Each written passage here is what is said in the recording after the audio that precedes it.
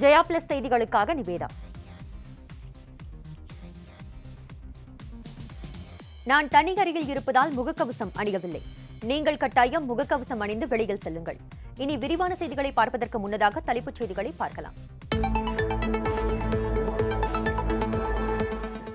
பெட்ரோலியத் துறையில் போதிய அளவில் முதலீடு செய்யாததே பெட்ரோலிய பொருட்களின் விலை உயர்வுக்கு முக்கிய காரணம். மத்திய அமைச்சர் தர்மேந்திர பிரதான் தகவல்.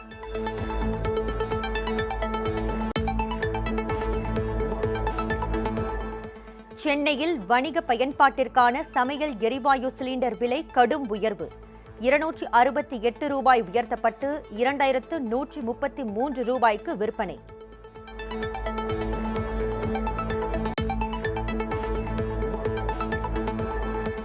ராமேஸ்வரம் ராமநாத சுவாமி திருக்கோவிலில் 22 தீர்த்தங்களில் பக்தர்கள் புனித நீராட இன்று முதல் அனுமதி. 6 மாதங்களுக்கு பின் மகிழ்ச்சியுடன் நீராடும் பக்தர்கள்.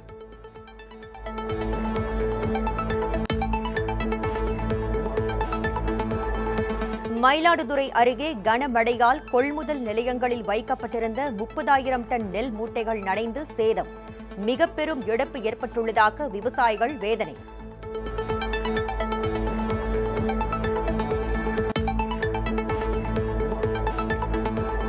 தமிழகத்தில் 1 முதல் 8ஆம் வகுப்பு வரையிலான மாணவர்களுக்கு இன்று பள்ளிகள் திறப்பு. ஆர்வமுடன் பள்ளிக்கு வருகை தந்த மாணவ மாணவிகள்.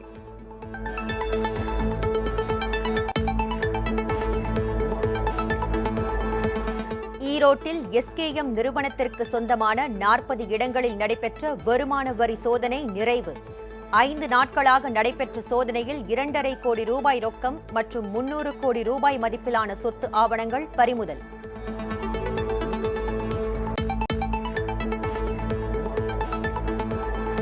அமெரிக்காவின் புளோரிடா மாகாணத்தில் ஹாலோவீன் பண்டிகை கோலாகலம்.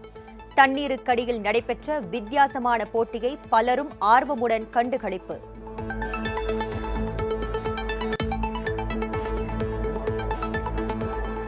செர்பியாவில் நடைபெற்று வரும் உலக குத்துச்சண்டை சாம்பியன்ஷிப் போட்டி. 2 இந்திய வீரர்கள் காலிறுதிக்கு முன்னேற்றம்.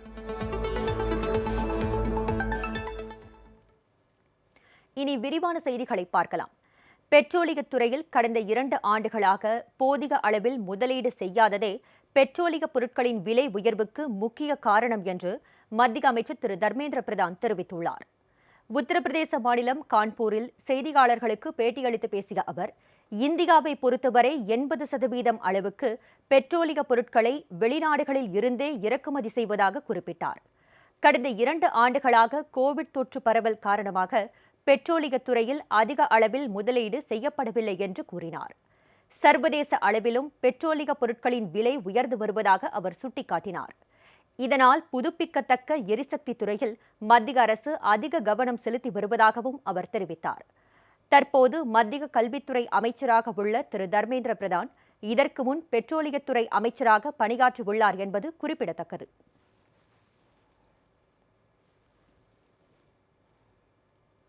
சென்னையில் வணிக பயன்பாட்டிற்கான சமையல் எரிவாயு சிலிண்டர் விலை 268 ரூபாய் உயர்த்தப்பட்டு 2133 ரூபாய்க்கு விற்பனை செய்யப்படுகிறது. பொதுத்துறை எண்ணெய் நிறுவனங்கள் அவ்வப்போது பெட்ரோல் டீசல் விலைகளை மட்டுமின்றி சமையல் எரிவாயு சிலிண்டர் விலையையும் உயர்த்தி வருகின்றன. இதன்படி தற்போது சென்னையில் வணிக பயன்பாட்டிற்கான 19 கிலோ எடை கொண்ட சமையல் எரிவாயு சிலிண்டர் விலை 268 ரூபாய் உயர்த்தப்பட்டு 2133 ரூபாய்க்கு விற்பனை செய்யப்படுகிறது. அதே சமயம் வீட்டு உபயோக சிலிண்டர் விலை மாற்றம் எதுவும் இன்றி 915 ரூபாய் 50 காசுகளுக்கு விற்பனை செய்யப்படுகிறது. வணிக பயன்பாட்டிற்கான சிலிண்டர் விலை உயர்வால் ஹோட்டல்களில் உணவுப் பொருட்களின் விலை உயரும் சூழல் ஏற்பட்டுள்ளது.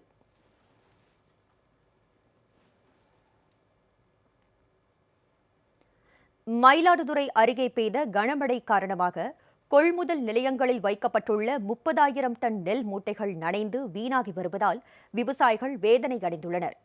மயிலாடுதுறை மாவட்டத்தில் 97,000 ஏக்கரில் குறுவை சாகுபடி செய்யப்பட்டுள்ளது. அறுவடை செய்யப்பட்ட நெல்லை அந்தந்த பகுதியில் உள்ள கொள்முதல் நிலையங்களில் விற்பனைக்காக விவசாயிகள் கொண்டு சென்ற வண்ணம் உள்ளனர். இந்நிலையில் லாரிகள் பற்றாக்குறை காரணமாகவும் டீசல் விலை உயர்வு காரணமாகவும் கொள்முதல் செய்யப்பட்ட சுமார் 30,000 டன் நெல் மூட்டைகள் வெளி மாவட்டங்களுக்கு அனுப்பப்பட முடியாமல் கிடங்கிலேயே சேமித்து வைக்கப்பட்டு உள்ளன. தொடர்ந்து மழை பெய்து வருவதால் கிடங்குகளில் வைக்கப்பட்டுள்ள நெல் மூட்டைகள் சேதமடைந்து வருகின்றது. இதனால் வேதனை தெரிவித்துள்ள விவசாயிகள் தமிழக அரசு கூடுதல் லாரிகள் மற்றும் ரயில்களை இயக்கி நெல் மூட்டைகளை வெளி மாவட்டங்கள் அரவை மில்களுக்கு அனுப்ப வேண்டும் என்று கோரிக்கை விடுத்துள்ளனர்.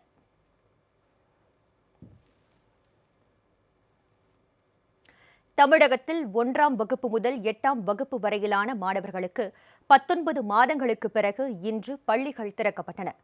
தமிழகத்தில் 1ஆம் வகுப்பு முதல் 8ஆம் வகுப்பு வரையிலான மாணவர்களுக்கு 19 மாதங்களுக்கு பிறகு இன்று பள்ளிகள் திறக்கப்பட்டன. திருச்சி, மதுரை, திருவள்ளூர் ஆகிய மாவட்டங்களில் நீண்ட நாட்களுக்கு பிறகு பள்ளிக்கு வருகை தந்த மாணவர்களுக்கு உற்சாக வரவேற்பு அளிக்கப்பட்டது. மாணவர்களை உற்சாகப்படுத்தும் விதமாக நாதஸ்வரம், மேளம் உள்ளிட்ட மங்கள வாத்தியங்கள் முழங்க பூங்கொத்து மற்றும் இனிப்புகள் கொடுத்து ஆசிரியர்கள் உற்சாகமாக வரவேற்றனர். நீண்ட நாட்களுக்கு பிறகு மாணவ மாணவிகள் பள்ளிக்கு வருகை தந்ததால் முதல் 15 நாட்களுக்கு கதை, பாடல், விளையாட்டு, ஓவியம் வரைதல், வர்ணம் தீட்டுதல், கலந்துரையாடல் போன்ற பல்வேறு மனமகிழ்ச்சி தரும் செயல்பாடுகளை மட்டுமே நடைமுறைப்படுத்த வேண்டும் என்று அரசு வழிகாட்டு நெறிமுறைகளை வெளியிட்டுள்ளது குறிப்பிடத்தக்கது.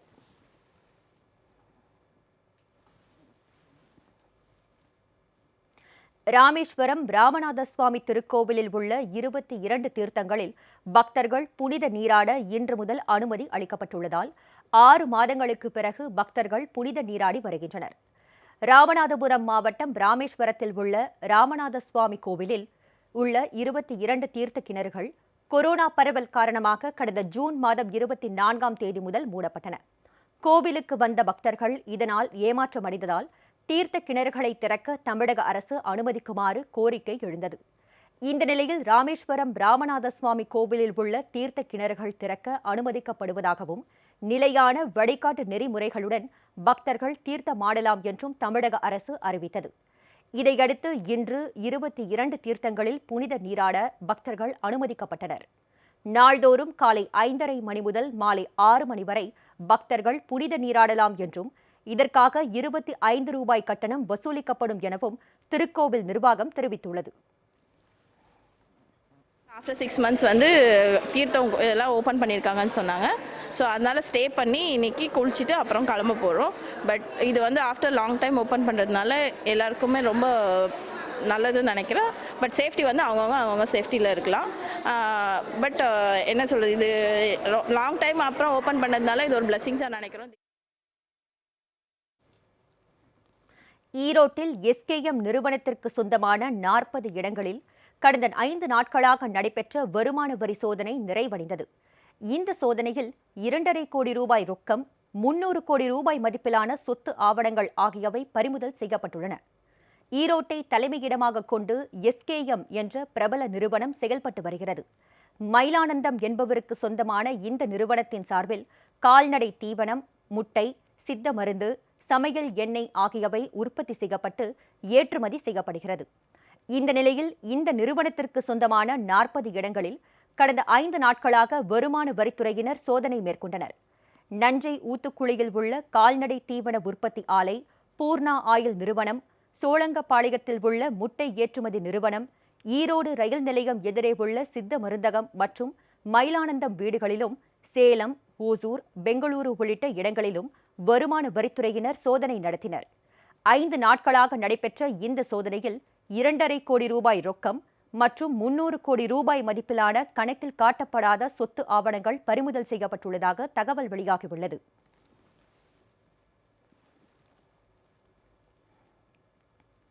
இந்தியாவில் புதிதாக 12,514 பேருக்கு கொரோனா தொற்று உறுதி செய்யப்பட்டுள்ளது. நாட்டில் சுமார் 248 நாட்களுக்கு பிறகு சிகிச்சையில் உள்ளவர்களின் எண்ணிக்கை 1,58,000 குறைந்துள்ளது. இந்தியாவில் புதிதாக 12,514 பேருக்கு கொரோனா தொற்று உறுதி செய்யப்பட்டுள்ளது. வைரஸ் தொற்றால் மேலும் 251 பேர் உயிரிழந்த நிலையில் மொத்த பலி எண்ணிக்கை 4,58,437 உயர்ந்துள்ளது. நோய் பாதிப்பில் இருந்து 12,718 பேர் நலம் பெற்று வீடு திரும்பியுள்ளனர். இதன் மூலம் மொத்தம் குணமடைந்தவர்களின் எண்ணிக்கை 3,36,68,560 அதிகரித்துள்ளது. தற்போது வைரஸ் பாதிப்புடன் 1,58,817 பேர் மருத்துவமனைகளில் சிகிச்சையில் உள்ளனர். நாட்டில் சுமார் 248 நாட்களுக்கு பிறகு சிகிச்சையில் இருப்பவர்களின் எண்ணிக்கை குறைந்துள்ளதாக மத்திய சுகாதாரத்துறை தெரிவித்துள்ளது. இதற்கிடையில் நாட்டில் இதுவரை 106,31,24,205 பேருக்கு கொரோனா தடுப்பூசி போடப்பட்டுள்ளதாகவும் தெரிவிக்கப்பட்டுள்ளது.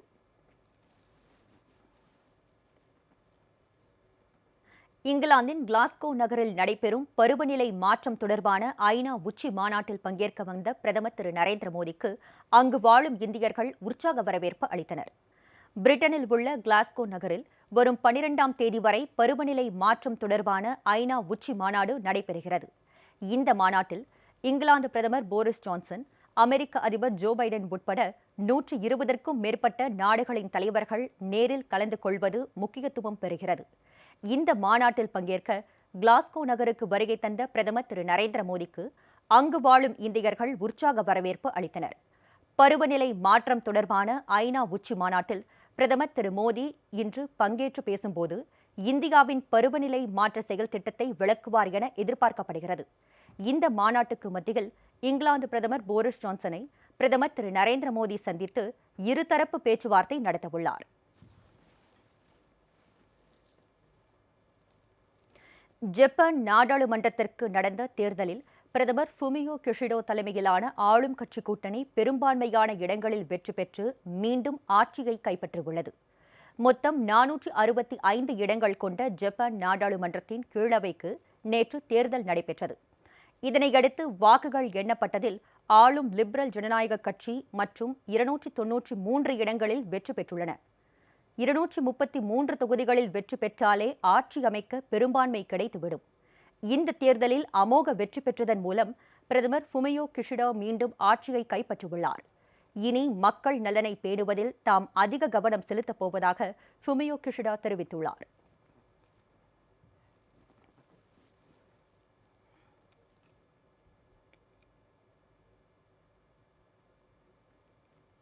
சென்னையில் 1 லிட்டர் பெட்ரோல் ₹106.35 டீசல் 1 லிட்டர் ₹102.59 விற்பனையாகிறது.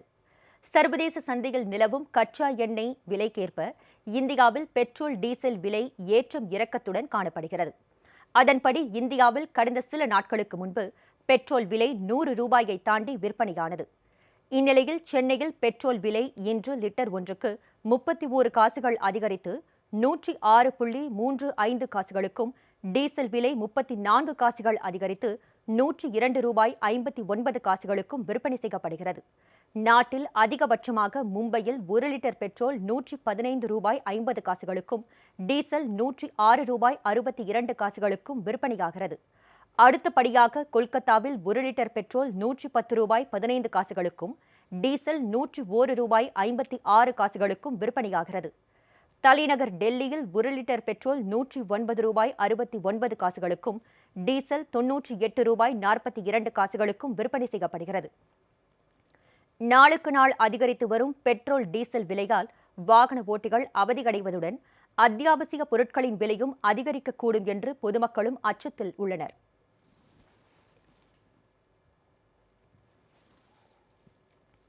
டெல்லியில் காற்றின் தரம் மீண்டும் மிக மோசமான அளவில் உள்ளதாக வானிலை ஆய்வு மையம் தெரிவித்துள்ளது. டெல்லியில் காற்றின் தரக்குறியீட்டு எண் 302 பதிவாகியுள்ளது. இது மிக மோசமான அளவை குறிப்பதாகும். காற்றின் திசையில் மாற்றம் ஏற்படும் போது காற்றின் தரத்தில் சிறிது உயர்வு ஏற்படும் என்று வானிலை ஆய்வு மையம் தெரிவித்துள்ளது.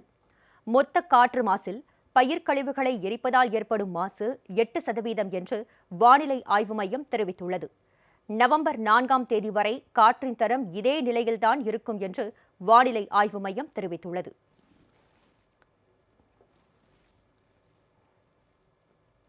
அரியலூரில் பெய்த கனமழையால் வீட்டின் சுவர் இடிந்து விழுந்ததில் பாட்டியும் பேரனும் பரிதாபமாக உயிரிழந்தனர். அரியலூர் மாவட்டம் ஜெயங்கொண்டம் தேவாங்க முதலியார் தெருவை சேர்ந்த சுப்பிரமணியன் மற்றும் ஆறுமுகம் ஆகியோரின் வீடுகள் அடுத்தடுத்து உள்ளன. நேற்று இரவு அப்பகுதியில் இடி மின்னலுடன் பலத்த கனமழை பெய்தது. இதில் சுப்பிரமணியன் வீட்டில் இருந்த தண்ணீர் தொட்டியில் மின்னல் தாக்கி ஒரு பகுதி சுவர் இடிந்து ஆறுமுகத்தின் ஓட்டு வீட்டின் மீது விழுந்துள்ளது. அப்போது வீட்டினுள் உறங்கிக் கொண்டிருந்த லட்சுமி என்ற மூதாட்டியும் அவரது பேரன் அஜித்குமார் என்பவரும் இடிபாடுகளுக்குள் சிக்கி உயிரிழந்தனர். தகவல் அறிந்து வந்த தீயணைப்பு படையினர் இடிபாடுகளில் சிக்கிய இருவரின் உடல்களையும் மீட்டு பிரேத பரிசோதனைக்காக அனுப்பி வைத்தனர். விபத்தில் உயிரிழந்த அஜித்குமாருக்கு இன்னும் 20 நாட்களில் திருமணம் நடைபெறவிருந்தது குறிப்பிடத்தக்கது.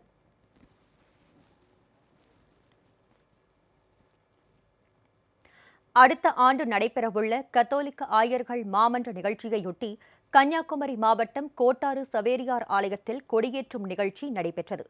2023ஆம் ஆண்டு அக்டோபர் மாதம் இத்தாலி தலைநகர் ரோமில் உலக கத்தோலிக்க ஆயர்கள் மாமன்ற கூட்டம் நடைபெறும் என அறிவிக்கப்பட்டுள்ளது.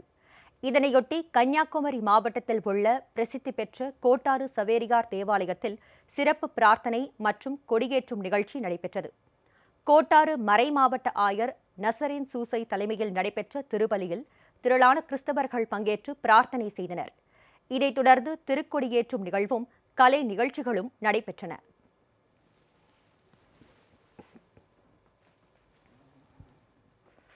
வரையிலான ஒரு மாமன்ற நிகழ்வினை முன்மொழிந்து ஆயரிடம் திருத்தந்தையும் அருள் பணியாளரும் அருள் சகோதரிகளும் துறவிகளும் பொதுநிலையினர் என அனைவருமே திரு அவை என்றும் அனைவரும் இணைந்து பயணிப்பதுதான் இந்த திரு அவையுடைய தனித்தன்மை. ஒவ்வொரு மறை மாவட்டத்திலும் அக்டோபர் 17 தொடங்கி பல்வேறு இடங்களில் நிகழ்ந்த வண்ணம் உள்ள பிற சபையினர் சமயங்களை சாராதோர் என இந்த மானுடத்தை காக்க விரும்புகிறவர் எல்லாரோடும் கரம் கோர்த்து திறந்த மனநிலையோடு ஒருமித்து பயணிக்க வேண்டும். இனிவரும் செய்திகளை விரைவுச் செய்திகளாக பார்க்கலாம். மேட்டுப்பாளையம் உதகை மலை ரயில் சேவை வரும் 15ஆம் தேதி வரை ரத்து செய்யப்படுவதாக தெற்கு ரயில்வே அறிவித்துள்ளது. கனமழை காரணமாக கடந்த 23ஆம் தேதி கல்லாறு அடர்லி ரயில் நிலையங்களுக்கு இடையே இருப்பு பாதையில் பாறைகள் உருண்டு விழுந்தது. இதனால் மறு அறிவிப்பு வரும் வரை மலை ரயில் சேவை ரத்து செய்யப்படுவதாக அறிவிக்கப்பட்டது. இந்த நிலையில் பருவமழை தொடங்கியுள்ளதால் பாதுகாப்பு கருதி முன்னெச்சரிக்கை நடவடிக்கையாக வரும் 15ஆம் தேதி வரை மலை ரயில் சேவை ரத்து செய்யப்பட்டுள்ளது. தெற்கு ரயில்வேயின் இந்த அறிவிப்பால் சுற்றுலா பயணிகள் ஏமாற்றமடைந்துள்ளனர்.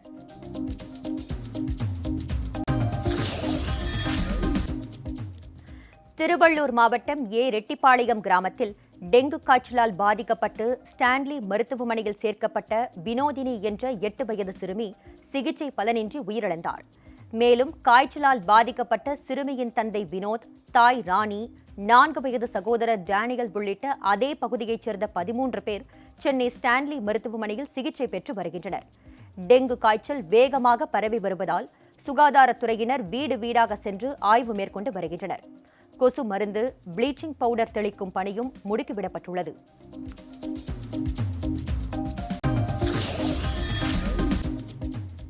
தீபாவளி பண்டிகையை முன்னிட்டு திருவாடானை சந்தையில் ஒரு சில மணி நேரங்களில் 1 கோடி ரூபாய்க்கு ஆடுகள் விற்பனையாகின. ராமநாதபுரம் மாவட்டம் திருவாடானை சந்தை இன்று காலை கூடியது. சந்தை தொடங்கிய ஓரிரு மணி நேரத்தில் 1 கோடி ரூபாய்க்கும் மேல் ஆடுகள் விற்பனையாகின.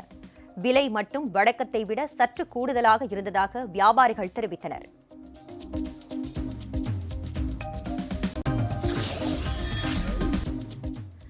தூத்துக்குடி மாவட்டம் பண்டாரம்பட்டி பகுதியில் உள்ள அரசு உதவி பெறும் தொடக்கப் பள்ளிக்கு மாணவர்களை அழைத்து வந்த பெற்றோர் பள்ளிகளுக்கு தேவையான பொருட்களை சீர்வரிசையாக வழங்கினர்.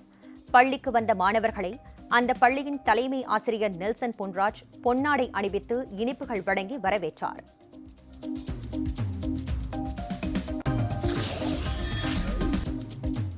தூத்துக்குடி மாவட்டத்திற்கு ஆரஞ்ச் அலர்ட் விடுக்கப்பட்டுள்ள நிலையில் பல்வேறு பகுதிகளில் கனமழை பெய்து வருவதால் சாலைகளில் மழைநீர் பெருக்கெடுத்து ஓடுகிறது.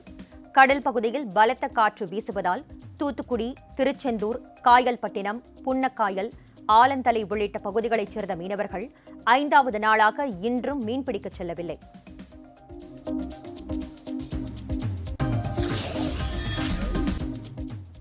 புதுச்சேரி விடுதலை நாளையொட்டி துணைநிலை ஆளுநர் மாளிகை, சட்டமன்ற வளாகம், பாரதி பூங்கா மற்றும் தலைவர்களின் சிலைகள் வண்ண மின் விளக்குகளால் அலங்கரிக்கப்பட்டுள்ளன. இது அங்கு வந்திருந்த சுற்றுலா பயணிகளை பெரிதும் கவர்ந்தன. வண்ண விளக்குகளால் அலங்கரிக்கப்பட்ட கட்டடங்கள் முன்பு சுற்றுலா பயணிகள் ஆர்வத்துடன் செல்ஃபி எடுத்து மகிழ்ந்தனர். புதுச்சேரி விடுதலை நாளையொட்டி கடற்கரை சாலையில் நடக்கும் நிகழ்ச்சியில் அம்மாநில முதலமைச்சர் திரு ரங்கசாமி தேசிய கொடி ஏற்றுகிறார்.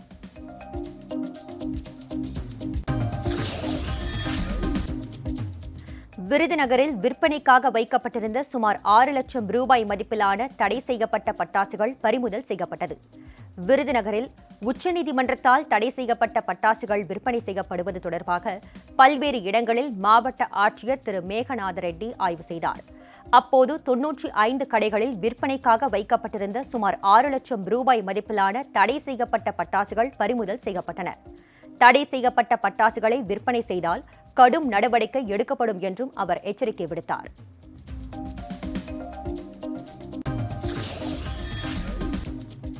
வெளிநாடுகளில் இருந்து திருச்சி விமான நிலையத்திற்கு கடத்தி வரப்பட்ட 47 லட்சம் ரூபாய் மதிப்பிலான தங்கக்கட்டிகள் பறிமுதல் செய்யப்பட்டன.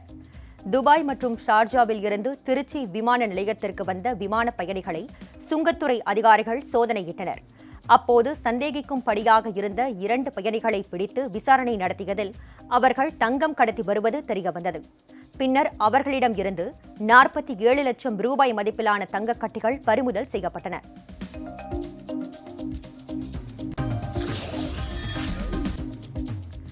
புதுச்சேரி மக்களுக்கு விடுதலை நாள் வாழ்த்துக்களை அம்மாநில துணைநிலை ஆளுநர் திருமதி தமிழிசை சவுந்தரராஜன் தெரிவித்துள்ளார்.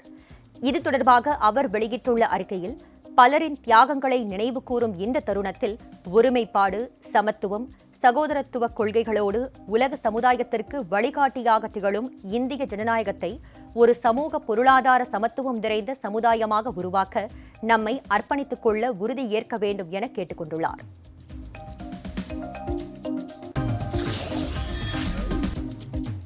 டெல்லியில் பள்ளிகள் திறக்கப்பட்ட நிலையில் மாணவர்கள் உற்சாகத்துடன் வருகை புரிந்தனர். கொரோனா பாதிப்பு குறைந்த சூழலில் டெல்லியில் அனைத்து வகுப்புகளுக்கும் இன்று முதல் பள்ளிகள் திறக்கப்படும் என தெரிவிக்கப்பட்டது. அதன்படி டெல்லியில் பள்ளிகள் திறக்கப்பட்ட நிலையில் மாணவ மாணவிகள் உற்சாகத்துடன் வருகை புரிந்தனர். பள்ளிக்கு வந்த மாணவர்கள் உடல் வெப்ப பரிசோதனை மேற்கொள்ளப்பட்டது. கொரோனா வழிகாட்டு நெறிமுறைகளை பின்பற்றி 50% மாணவர்களுடன் சுழற்சி முறையில் வகுப்புகள் நடத்த அறிவுறுத்தப்பட்டுள்ளது.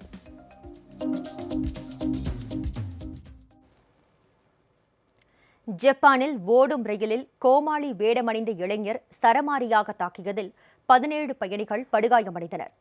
டோக்கியோவில் இருந்து ஷின்ஜுகு நகருக்கு செல்லும் ரயிலில் ஏறிய கோமாளி வேடமணிந்த சுமார் 24 வயது இளைஞர் பயணிகளை கத்தியால் தாக்கியதோடு ரயிலுக்கும் தீ வைத்துள்ளார்.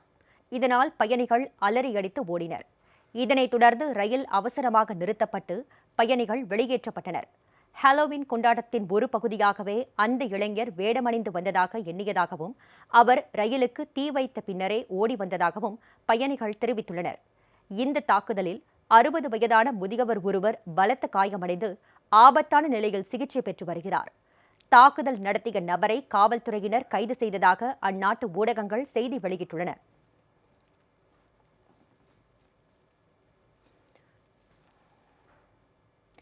ஜப்பானில் இன்று காலை நிகழ்ந்த நிலநடுக்கம் ரிக்டர் அளவில் 5.2 பதிவாகியிருக்கிறது. ஜப்பான் நாட்டின் இவராகி மாகாணத்தின் இன்று காலை கடுமையான நிலநடுக்கம் ஏற்பட்டது. இது ரிக்டரில் 5.2 பதிவாகியுள்ளதாக அந்நாட்டு வானிலை ஆய்வு மையம் தெரிவித்துள்ளது.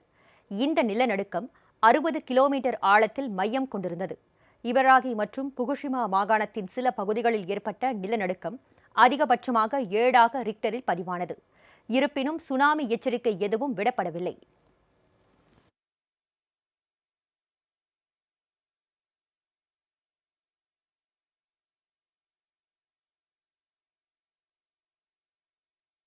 தொடர்ந்து பாருங்கள் ஜெயா பிளஸ் செய்தி சேனலை.